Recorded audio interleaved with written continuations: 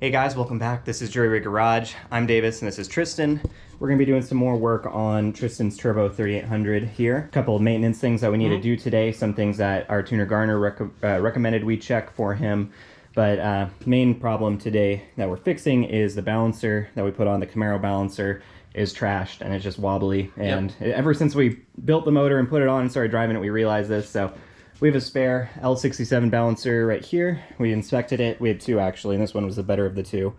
So we're going to be putting this on. It's going to be way more rotating mass, but kind of, you know, is what it is. Yeah, it is what it is. I mean, yeah, that one just isn't right. And so I'm dealing with squeakiness. Like, I can hear it all the time. And well, it's this isn't guaranteed to fix the squeakiness, but it'll Dear God, I hope so. Hopefully make it, you know, safer for it, because if the balancer's wobbling, it could be messing up the bearings in there. Yeah, and then also like the belt probably won't live as long if it's gonna do that. Yep. Yeah, like I already see wear and tear in the belt, and it's a new belt, so not great. It's definitely not doing it any favors. So at the very least, that should help that issue. But I'm really hoping that fixes the squeak, because it's horrid. Well, you can hear it all the time when you're driving the car, when it's idling, especially. Well, once it warms up, it gets better, but oh man, I'm on the highway and I can still hear it chirping. Damn. It's constant. Also, Garner asked us to pull the plugs out and check the wideband. I guarantee the wideband's fine. Plugs probably a little bit fouled up, maybe. But we're going to inspect them, and he's going to look at them. That'll, I guess, tell him something about how the car's running, so he can make some adjustments. He knows more info than we do about that. Yeah. That's what we're going to be working on. You might be asking, how are we going to get to the balancer? You can't even see it between all this spaghetti.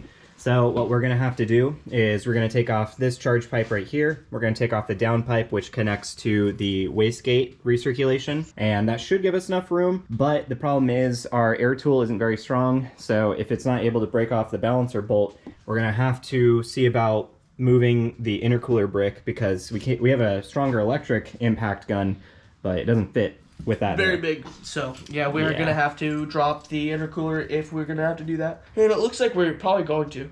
So we'll see. Yeah, really hope not, because that's a lot of work, because it's full of however much liquids in it. And it's really hard how I built it. I mean, it's all good and everything, but it has two bolts there. They're kind of hard to get to, and especially if the thing is so heavy, it's going to be kind of a struggle. Yeah, and then also we didn't really make it with that in mind of like having to get to the balancer. So we're gonna hopefully be able to undo the bolts and then drop it with the coolant line still hooked up, so we don't lose any water. But that's best case scenario. We don't know if we can do that yet, if we're gonna have enough room to actually, you know, enough slack on the hoses to do that. So we're gonna find out real soon. Yeah, but hopefully this is the last maintenance part that we need to do on it. Hopefully that fixes the balancer wobble, fixes the squeak. Everything will be all good then, and then we can check the plugs, take it on another drive, get the MAF table curved out a little bit better, because Garner adjusted some of the open loop parameters, and he's telling us, I went back and adjusted them a little bit to fix some things, but he told us that's the wrong way to go about it. Keep the open loop settings and then just continue working on the MAF. So anytime he makes changes to any of the other fuel table stuff, I have to go back and do the MAF tuning more. Yeah. So it'll be tons of driving. Also, the IAC valve has been replaced. That issue is fixed. And it's Saturday right now, and I have been driving the car every day this week, driving it everywhere around town, driving it to work and back, and it's been great. How many miles have you put on it? 240. Nice. So now you're learning how to drive manual more too. Getting a lot more comfortable with it. I haven't had any hiccups with the car. It's been great. It's been flawless. You know, driving it, you know, figuring out stuff that we need to do, like the exhaust needs to be done ASAP, because it's just miserable in the car on long drives. I drive 26 miles to and from work, so it's rough. So there's just a few little things I'm, you know, wanting to fix, but other than that, the car's running great. It just cruises awesome. The AFRs in 5th gear are not great, especially since the new tune, but I mean, once we get that dialed in, I mean, the MAF will fix that. Yeah, I'm seeing like 12 in the 12s AFR cruising in 5th gear just on the highway, which is really not good. Yep. I'm just wasting gas at that point. But yeah, before the open loop changes, the MAF tables were good and cruising was fine, but there were clearly needed the open loop changes for some of the wide open throttle stuff and some of the other things that Garner changed. So that's just the nature of tuning this type of platform with this PCM. So yeah, also my suspicion is 4th and 5th gear have inconsistent AFRs more than the first 3 gears. And my thinking is most likely you're running the car around the neighborhood when you're tuning. You're not really tuning in those high gears. So that just needs to be fixed. And then other than that, like, the car has been flawless driving to work, and so I haven't had a problem. It's been a great cruiser. Yep. In fact, the Bonneville's about to go down, so it's this car needed to be drivable. Like fourth gear is completely gone in the Bonneville now. Oh, so crap. on the highway it's miserable. Like, I'm sitting at 4,000 to 5,000 RPM just trying to maintain speed. Yeah, that's not good at all. That's really bad. Yeah, you're pretty much stuck with this thing now. Yep. So, which I'm fine with. It runs now and it's got heat, and you have your little speaker. It's got fucking heat. Yeah, yep. I have a Bluetooth speaker that I'm having to use. Yeah, guys, so more work on the Camaro here. If you want to join us as a member down below, that will definitely help us out with the project. We're looking to fund a Holley ECU on this thing, soon, as well as many other supporting mods like a TKX transmission, 8.8 rear end swap, and we'll have, you know, in-depth installation videos for all those. So if you're trying to do a 3800 Camaro supercharged or turbo or whatever, you'll, you know, have that. Or a TKX, or, you know, the Ford 8.8. Exactly, yeah. You know, I mean, like, I haven't seen the Ford 8.8 really, you know, done fully, you know, tutorial-wise on YouTube. So that would be really cool, like the full thing. I had personally haven't why seen that. spend like $2,000-$3,000 on a Ford 9-inch when you can buy a junkyard 8.8 for like $200-$300 bucks, guys. And then the rest of the stuff, maybe like $600 more in stuff. Yeah, and then you know, like, especially you could keep your hub, so like you can keep you know your stock suspension locations, stock brakes, stock wheels, stock, or you could go with the Mustangs, you know, hubs, and have those kind of wheels, whatever you want. But yeah, so that'll be such a cool video to make, or series. That'll be a series of videos. So that'd be cool because we'll like almost pioneer that. Yep, when we're doing it on YouTube for the first time. You'll see some videos online about people who have done it, but they gloss over everything and they basically just show it in the car and then talk about it afterwards. So we would definitely show all that. Yeah, that would be freaking awesome. So stay tuned for that, guys. We're hoping to at least get the TKX before summertime, but we'll see. As long as the Tahoe sells, that should be a possibility. Yep. So, guys, we're going to go ahead and get to work here. Start by unbolting the downpipe and wastegate recirculation to get to the balancer. Catch you there.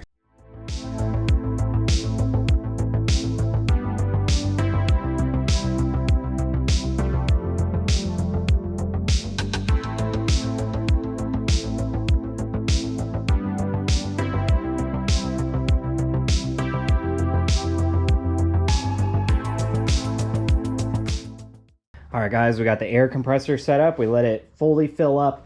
The thing is, my old air compressor was like, it was rated for 165 PSI. It ended up dying after like 5 years of ownership, which kind of sucks.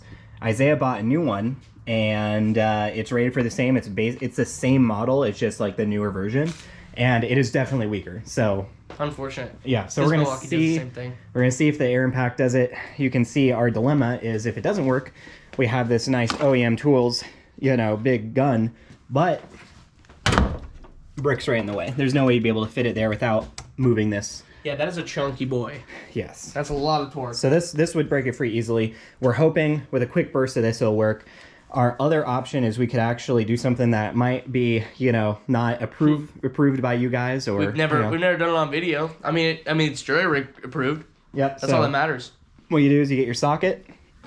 Your breaker bar. You get your half-inch breaker bar. You put it on the balancer, wedge this on the ground, turn over the car. Rotates the engine, will break the bolt loose. It's worked, guys. We've done it before for the Bonneville. We've had to. And it works, so.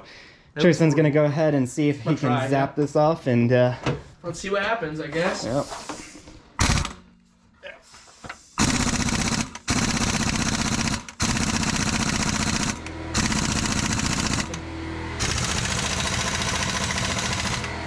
And then it's down on air pressure, so it's definitely not going to go. God dang it. That sucks. Yeah, so we kind of don't want to unbolt the intercooler. Let's just see if we can fit up the breaker bar in a good way. Yeah, because like otherwise we would do that, but those bolts are kind of ass to get to because of the shape of the intercooler. Yeah. So, yeah, we're just gonna try what Davis had said. All right, well, we're gonna try this and try it. See how it goes. All right, guys, I'm gonna go set this up and then we'll see. Here goes nothing. It pushed the car up.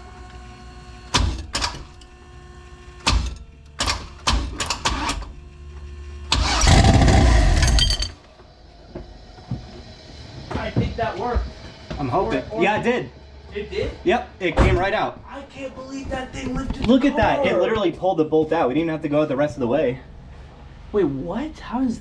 It literally pulled it all out. Dude, just one like second of running twisted it out all the way. Guys, I'm not sure what you saw. That just saved us so much time. But when doing that, it lifted the car up like an inch or two. Yeah, I wish I was kind of holding the camera, but I was standing right here, and he would do it. It was literally lifting up the car. It was literally lifting it up. It didn't have enough strength. The starter didn't have enough to break it loose, but then it finally did. Yeah, so I just pumped it like 5 times, and then the last one it turned over and turned on and immediately turned off. Nice. But and then I heard it drop on the ground. Yep. So I got that bolt. Dang, that's actually impressive. That's got to be the new way. God damn. That we do that. I even put anti-seize on the threads, so it should come out. It should have come out even easier. But that fucking air compressor sucks. With the Loctite on it, it probably wouldn't have been able to do that. The car probably wouldn't have had the power. I was gonna like flip the car. Jesus Christ. Yeah, well, I'm glad that worked. Now we have complete access to it. We can go ahead and pull it off. I guess we have to get the belt off and then go ahead and do that. Yep, get that. 2 bolts, and we'll get the impact on it and zip it off, and we'll be done with this balancer for good. All right, after like 10 minutes of getting the belt off, yeah, we're back. You have to take off my homemade balancer or idler pulley, so I guess this is a good time to show you because I never showed you on camera outside of the car, but this is what I made. It's a 2-inch 40 mil idler. So this is idler for like a sanding belt, you know, like those big like machines that have sanding belts. So like a belt grinder? Belt grinder, exactly. So it's meant for pretty high RPM and like, you know, brutal stuff, but... Yeah, in fact, like I could see like grooves being worn onto this, but actually like if I scrape it off, it's the rubber from the belt, guys. Yeah. Which is kind of crazy. But basically this is like he said, this is our new tensioner. And like with this on, couldn't even get the belt off with the tensioner loosened, the actual tensioner. And it's then bad belt system. Yeah, exactly, because of the way, you know, after you delete the AC, it's kind of wonky. So now we're gonna go ahead and zap the balancer off.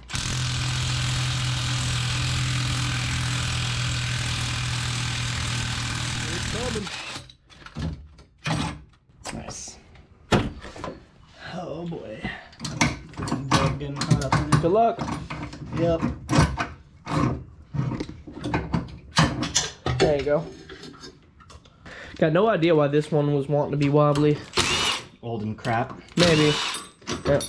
I mean, if that's the reasoning, then there's nothing saying that there are replacements won't be. Yep. So let's yeah, it is. Same diameter?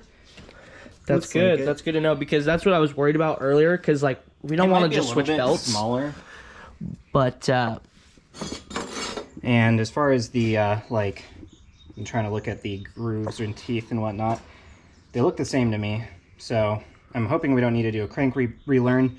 Some say you do need to, but these look identical. So like if you're looking at these, that bolt and that bolt is reference oriented the same way, all the keys, yeah, like they have the same openings like right here as that one does. I mean, maybe if you guys know more, let us know. However, by the time you comment, the car's already going to be running. Yep, it's going to be on this.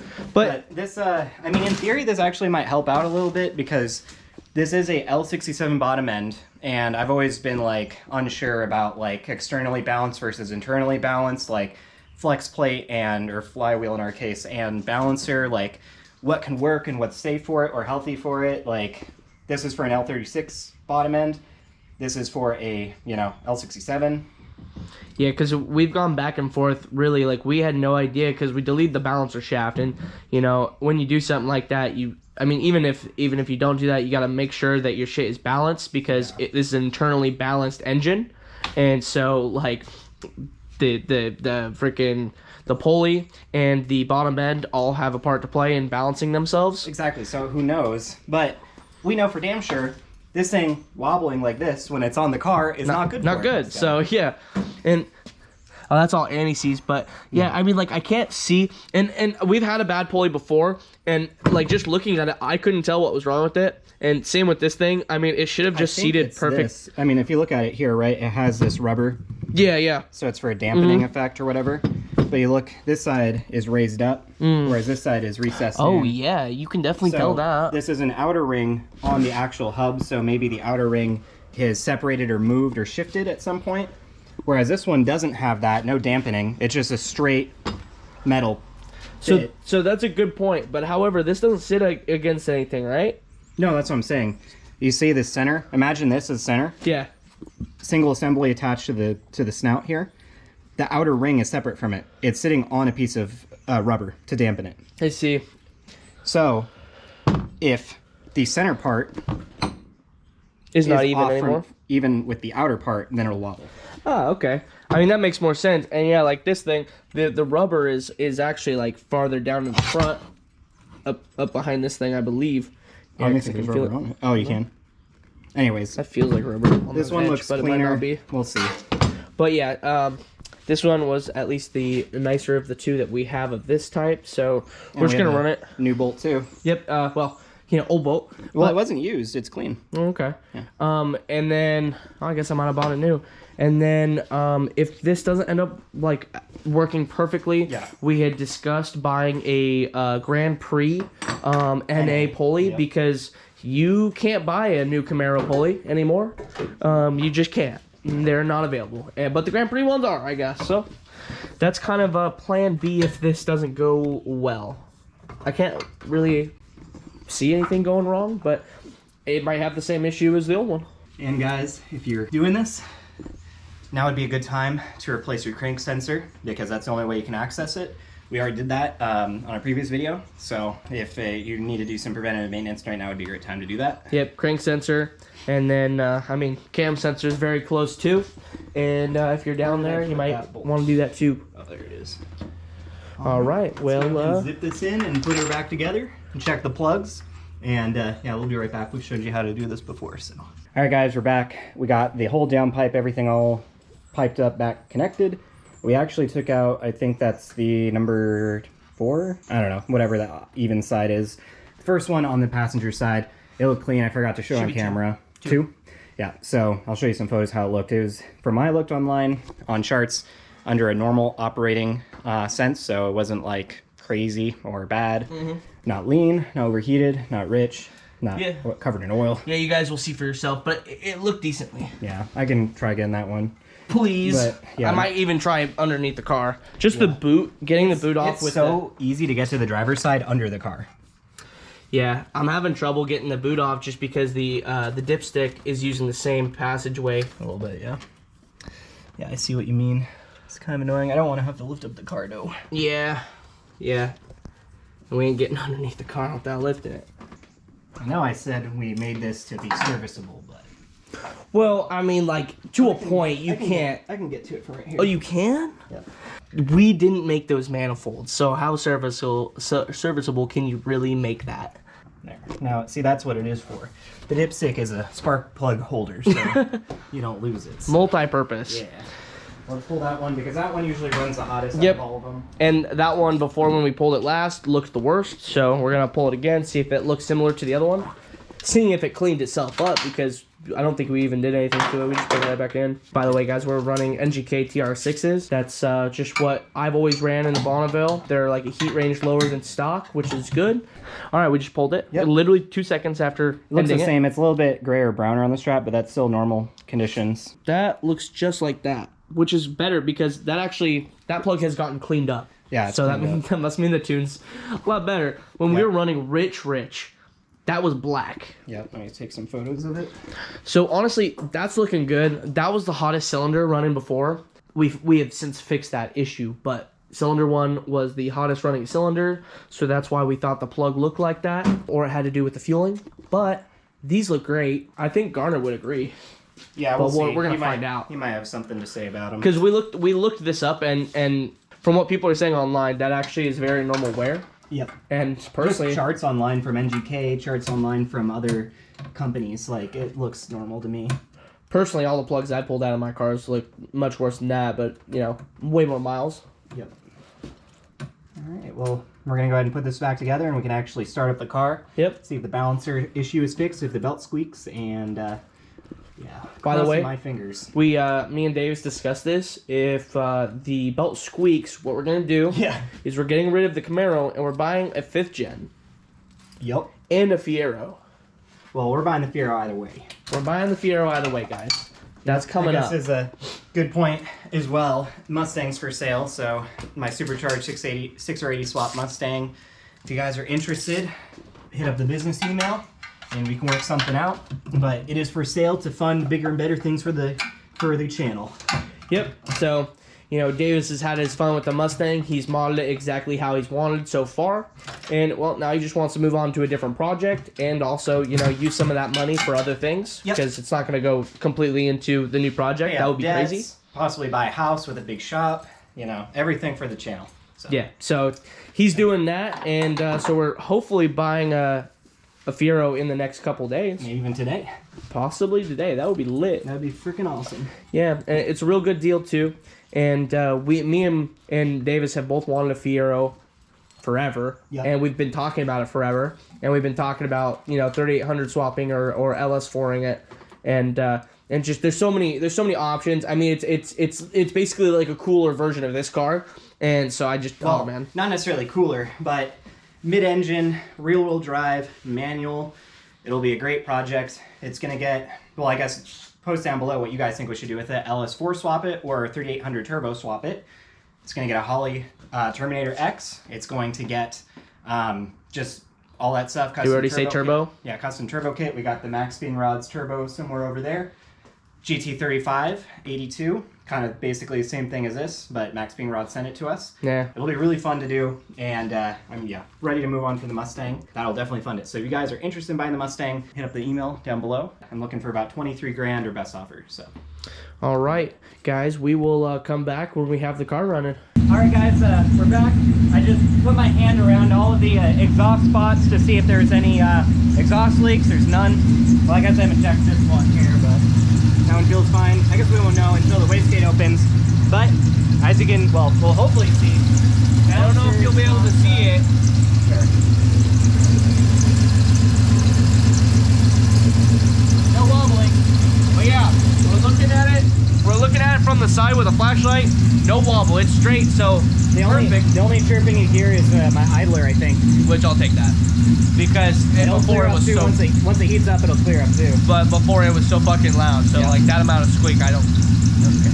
Yep. All right, guys, we're back. We're in the Camaro here. We're going to go take it on some driving around tuning just to kind of get the map table all good and stuff.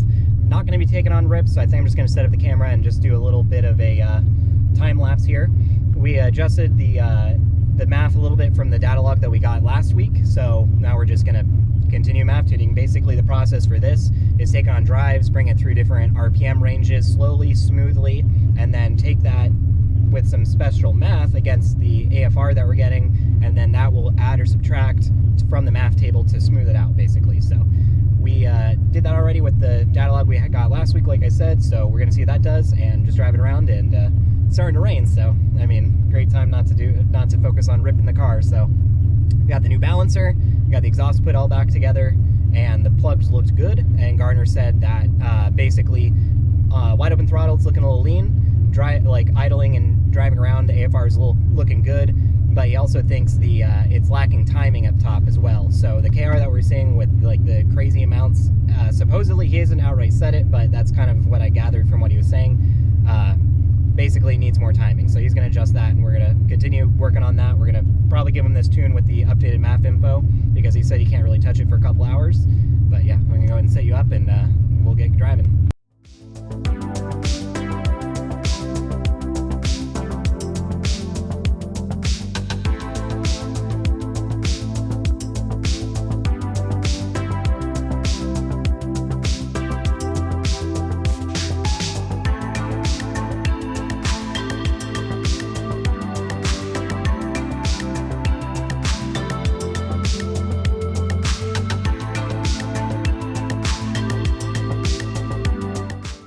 All right, guys, we're back with the Camaro. I'm gonna go ahead and close the garage door because we got our neighbors blowing leaves right now. Although we're back and we did a bunch of tuning and got the math table like really good, or much more improved, I guess we didn't even talk about that. We just, you saw it in the time lapse or whatever. We were just tuning, just doing normal cruising, no rips, just trying to get the MAF tune completely dialed. And we come back. We're going to make the final revision before Tristan leaves. Then my computer decides to blue screen again. So if you guys remember the last video, I think it was, or the one before that, it's done this before, only in HP. When I'm uploading a tune, that's the only scenario where it blue screens. So it has to be HP's software or something. This time, it was not recoverable. We think that the PCM might have died. Yep, because now it just will not read the PCM at all, which is exactly what happened when my Bonneville, when I fucked that one up. That one was on me, though, because, I opened up the glove box. Apparently, if you open up anything, any door, anything that activates, anything electronic in the car will possibly fuck up the PCM. But it's blue screen on his computer like 3-4 times at least that I know of. And they've been all once today, and it was fine, recoverable. And then now it's not. And but I mean, we pulled the battery cable, so it's going to drain everything. Hopefully, maybe it's just something with the PCM that needs to reset, and it'll just take like a while for it to completely drain power to it. Maybe if we want to completely drain power out of the entire system, if we take both the leads off the battery and touch them together, that should drain all the power of the system. We'll just leave it overnight. But also, as soon as that happened, my fans just kicked on and wouldn't stop. Like, keys out of the ignition, out of the car. Yeah. They're just stuck on. The car was cold, too. It's not even warm. It's not like one of those things where it'll stay on for a little bit to cool down. It shouldn't. It had been sitting at that point for like 20, 30 minutes. Yep, because we've been in the driveway for 20, 30 minutes. And so, it's cold. The fans shouldn't be on. They're always on. So we pulled the fuse. That's a really weird one. So that's related to the issue. Maybe we should have checked the PCM fuse. No, it was still. So one thing I did check like the power fuse. I checked it and it was good. Yeah, we even tried cranking the motor. It erases the tune, but we just cranked the motor. It fired up for a second. So that to me means that the PCM's not totally messed up. It might just be an issue software related with the laptop, because I've had this happen. Like Tristan was saying, it's blue screen before, where the connection between the laptop and the PCM is gone, and it takes a combination of restarting the computer, unplugging and replugging a USB, unplugging and replugging in the OBD2, HP MPV2, whatever it's called, turning the car off and on again, opening, closing the door. At this point, we've disconnected the battery. It's a combination of those, and usually fixes it. Yeah, or not usually, always fixes it. Not until this time, I guess. Yeah, now we spent 20 minutes doing all of that and didn't fix a damn thing, so... Yeah, we don't know exactly what is going on. I'm just gonna try and source a new PCM as quick as possible. Because we have no other leads. Yeah, and this video is not gonna come out in time. So if you did have a spare PCM, it'd be nice to have a spare if you are local. But as far as like getting it running, this video is gonna be out way past when you see it. So yeah, and then also we just want to make sure. If the manual PCMs are plug and play with the automatics, I've been told they are not. I would like the assurance. I know. Yes or no. I know the automatic PCMs, you can turn off the automatic functions. I mean, my Mustang, I know it's not the same thing. Mustang's automatic. They turned off the automatic functions for it when I did the 6R80 swap because it's externally controlled. Makes sense. So maybe there's something, maybe we could do that. But just let us know. In general, I would like to know the answer of that because, if I could use an automatic on the manual, I already have one, or it's a lot easier to source one if this happens again. Because finding a manual 3800 PCM might be kind of tough. Exactly, and I'm sure you can find them, but it's a matter of how long it would take to get it, and then also the expense. Yep, this probably won't be the last time that this happens. Until we go to a Holly. Maybe it won't happen until we get a Holly, but if we ran years on this thing, it would happen again because it blue screens so often. Yeah. That it's only a matter of time. It'd be like I need to reinstall Windows on it, or I even tried my wife's laptop and it didn't see it. So yeah, that might have eliminated my laptop, the hardware side of it as an issue, but possibly still software with HP tuners and the OBD2 sensor itself. Yeah. Or OBD2 adapter. So frustrating because it was running great. We tuned it 3 times. Yep. Fourth one, no. And I'm freaking late to my own holiday party right now because of this shit. And you need the car to get to work too because the Bonneville's acting up. Yeah, the Bonneville lost 4th gear, so on the highway it's horrible. And so I don't want to. Oh God, it's just horrible. My life is just a mess right now. Yeah. Personal and fucking car related. Jesus Christ. So Give us some answers, guys. Let us know what you think it is, because we have no ideas besides the PCM. Yep. But yeah. Yep. Join us as a member down below. Tristan really needs it. Do it. Because that will go straight into a Holly, straight up. All the money that we get from the channel, I'll put towards a Holly for this thing because we need to get it running. And we can't be fucking around with stock PCMs and the woes of tuning it and all that when we could just get a nice, reliable, self-tuning computer. I know it's self-tuning, there's still going to be tuning involved, but it'll be such a more simple process than what we're dealing with right now. Yeah, these V6 PCMs are garbage. Garbage. Yeah. They have like a third of the tunability that just the V8s do, let alone a Holly. So it's just like, that's why our motivation is to get it, not because we're trying to surpass the tuning by getting one. It's just because it will make it way better for tunability, and it will just be better for us to use. We'll make more and power. It won't fucking crash every time we try and ride a tune, I'm sure. God dang. Yeah, and it won't be like catastrophic if there's some type of mess up while you're uploading the tune. And if there is, it's a Holly PCM. I'm sure Holly, they're a great company. They'd probably work with you to get a replacement out real fast or something, God, I'm heated from this. Or troubleshoot with you or something.